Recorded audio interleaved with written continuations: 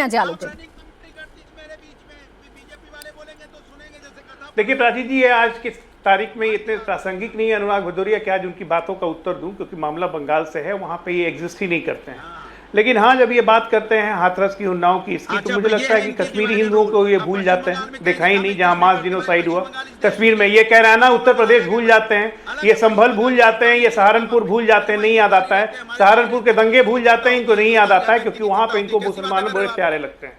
हाँ, एक बात मैं मानता हूँ, एहताल अपने टीएमसी के मित्र की, मुसलमानों के लिए बहुत काम किया ममता बनर्जी ने। अरे बाकी चीज तो छोड़ दीजिए, 1.25 करोड़ बांग्लादेशी रोहिंग्या लाके बसा दिए, जो अब एसआईआर के कारण भाग रहे हैं। इससे बड़ा काम तो देश के किसी मुख्यमंत्री ने नहीं किया होगा भाई साहब। तारीफ के काबिल हैं आप।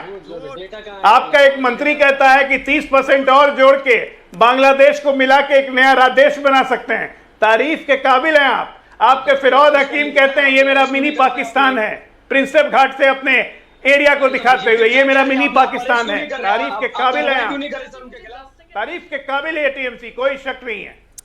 लेकिन आप जब घुसपैठियों पर आंकड़े लाते हैं ना अजय आलोक जी, 5 मई से एक cut money, cut corruption money का हिसाब। घुसपैठियों पर आंकड़े रखते हैं, आवाज सबकी डाउन रखिए। एक सेकंड शानू जी, मैं जरा सवाल कर लूं। अजय आलोक जी, जब आप घुसपैठियों पर आंकड़े रखते हैं तो ये विपक्ष फिर आपसे ये पूछता है कि आंकड़े लाए कहां से, और आंकड़े आपके पास हैं, आपको पता है घुसपैठी हैं, तो बाहर क्यों नहीं करते हैं फिर आप लोग? बाहर तो एक मिनट प्राची जी, आपके कैमरा ने, अब तमाम चैनल्स के कैमरा ने पिछले 6 महीना में पश्चिम बंगाल की सारी सरहदी सीमाओं का आकलन करके दिखाया है कि लोग कैसे वापस पश्चिम बंगाल से बंगाल भागने शुरू कर दिए बांग्लादेश। जो बचे खुचे हैं सरकार बनने दीजिए, लॉ एंड ऑर्डर स्टेट का काम होता है। पुलिस एक जिले में, 23 जिले हैं बंगाल में, सर्च एंड कॉम्बिंग ऑपरेशन करके डिटेक्ट और डिलीट वोटर लिस्ट से कर चुके हैं, डिपोर्ट भी करेंगे।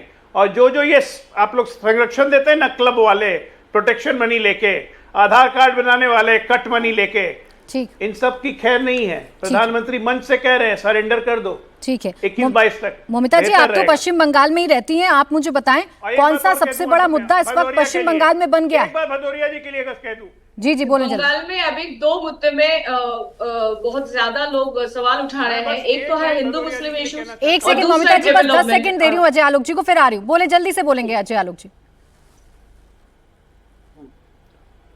भदौरिया जी के लिए एक शब्द बत कह देता हूं कि देश का हिंदू को छोड़ दीजिए, देश की मुसलमान महिलाएं भी आप पे थूकेंगी नहीं, क्योंकि कल जो आरक्षण बिल आपने महिलाओं के साथ जो काम किया है ना, मुसलमान महिलाएं भी थूकेंगी नहीं आप पे। हिंदुओं की तो बात ही जाने दीजिए। बोले मोमिता जी। जी देखिए, सबसे पहली बात तो हिंदू मुस्लिम इश्यू तो डेफिनेटली है, और एक है डेवलपमेंट। तो यहाँ पे जो यंग जनरेशन वो लोग सवाल उठाते हैं कि जब भारत में टोटल टैक्स की जो मनी आता है उसमें तो टैक्स मनी से 59% सरकार अपने पास रख लेती है और बाकी 41% हर स्टेट में बांट देते हैं।